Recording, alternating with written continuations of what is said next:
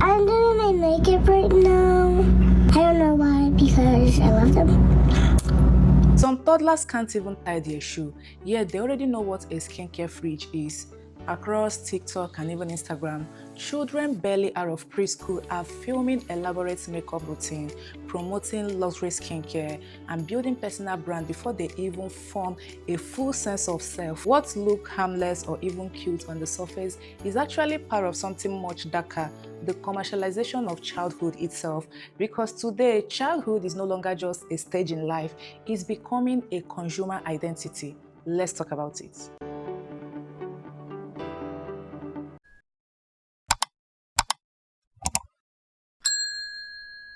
In the past, childhood was associated with imagination, play, messiness, and gradual self-discovery. But in the age of social media, that innocence is increasingly being represented by performance, aesthetic, and relentless consumption. The rise of toddler makeup influencers and preteen beauty creators marks a disturbing shift in digital culture, one where children are no longer simply growing up online, but they are actively being transformed into miniature lifestyle brands. From anti-aging skincare routines to Sephora hauls worth hundreds of dollars, kids are being introduced to adult beauty standard and hyper-consumerist behavior at an alarming age. And the most unsettling part is that this isn't happening organically. Social media algorithm, beauty corporation, influencer culture, and even parents are all feeding into a system that rewards children for looking older, buying more products, and constantly performing for validation. What begins as a cute content quickly evolves into a pipeline of comparison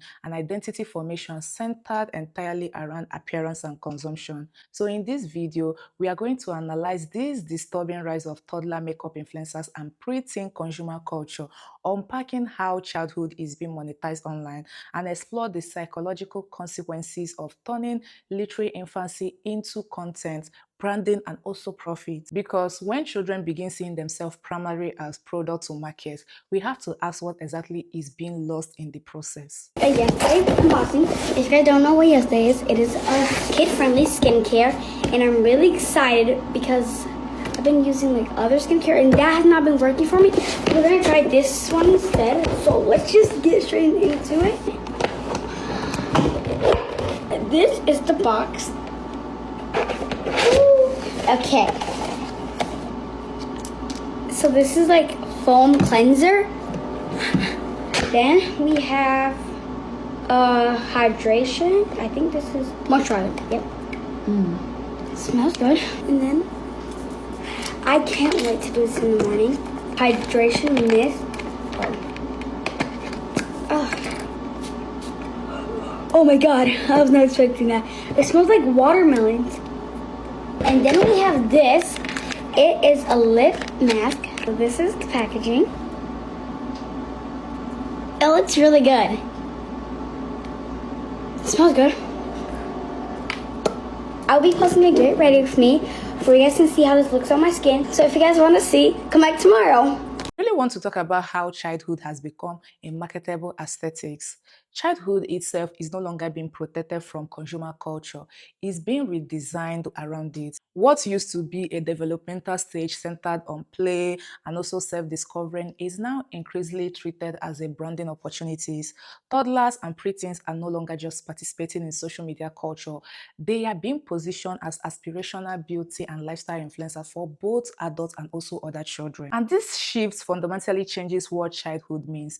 Instead of toys, imagination, messy experimentation, young girls are being rewarded by looking polished, camera ready, and aesthetically consumable. Their value online becomes tied to the presentation, those flawless, hairstyle, expensive skincare collection, expensive perfume collection, coordinated outfit, and perfectly curated routines. In many cases, these children aren't just sharing their interests, they are performing adulthood. We see this play out a lot. When you are scrolling through Instagram, TikTok, you will see a lot of young kids being trained to be an influencer from a young age. When their parents give birth to them, they create a page for them, and by posting their videos or pictures as a newborn and getting the attention, now the kids has to grow up to start performing.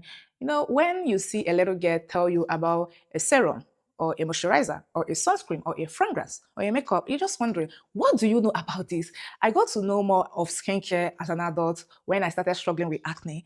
And then I started browsing about it. When I was still a child or even a preteen, I know nothing. I mean, nothing about skincare. It was just the basic body wash or body soap, and then you apply your moisturizer, body butter, whatever that you use, baby oil. Even till date, I still use baby oil. So seeing a little girl tell you about a serum, that shift is very, very dangerous because these little children grow up and believe this is how a childhood is. Childhood is very, very fun. Sometimes I think about when we were little, how we have a lot of toys. Sometimes we braid the toys' hair. We do a lot of play that, kids do. Okay. And sometimes we even cook, like, all those fake cooking. You cook with literally anything and you are feeding your baby, your doll. These are the things that makes childhood memorable. And now a lot of kids don't even experience that part of life. You see at a very young age, they are overly stimulated with consumption, overconsumption. You see them with their skincare collection, their perfume collection, and other things. You should be outside playing with sound. You should be in your own room playing with your toys. There's a lot of cards for kids where you as a kid, these are the things that kids relate to. These are the things that helped form them while growing. Now we have a lot of kids who are just growing up with skincare, makeup, perfume. It's crazy. Pink eyeshadow, pink lipstick, blush, everything. Pink only. Get ready with me for my Barbie shoot. So first we need concealer. I have nowhere glue on my sponges. Whatever. Oh shoot, I just put myself in the freaking hallway.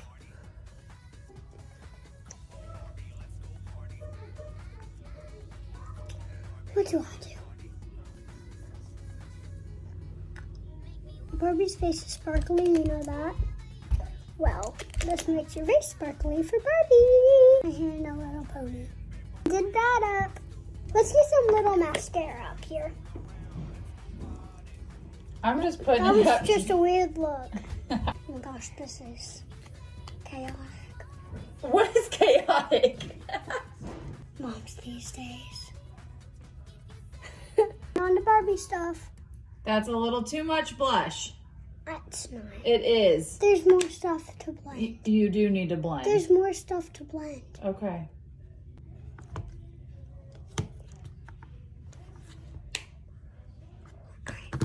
That is not going to fit. Yes, it You're putting is. on way too much. Trust me. I also want to talk about how influencer culture is conditioning these children into a long-term consumer.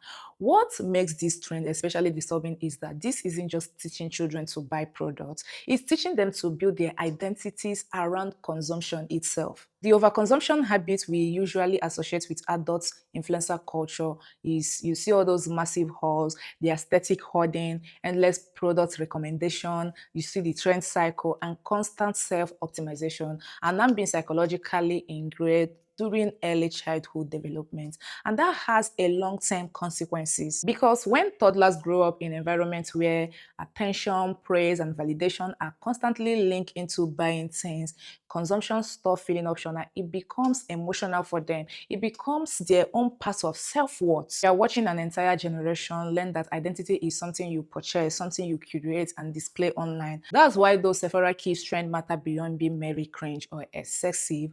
They represent the normalization of hyper-consumerism at an age where children are still forming their understanding of confidence, beauty, and belonging. Instead of learning who they are internally, many are being taught to construct themselves externally through those products, through aesthetic, and also those digital performance. Because the earlier consumer habit is being introduced to these little kids, the more profitable they become over a lifetime.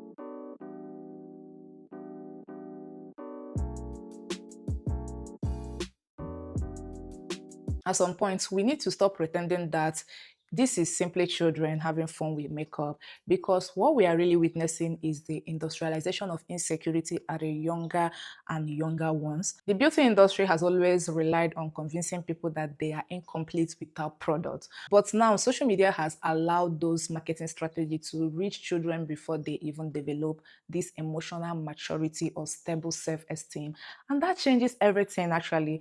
What begins as playful experimentation quickly become a pipeline of, oh, this is my first lip gloss, my first skincare, and anti-aging products, and full aesthetic identities built around endless consumption. The earlier brands establish emotional loyalty, the more profitable the child becomes over time. That is why so many beauty trends targeting children are framed as harmless self-care or even empowerment.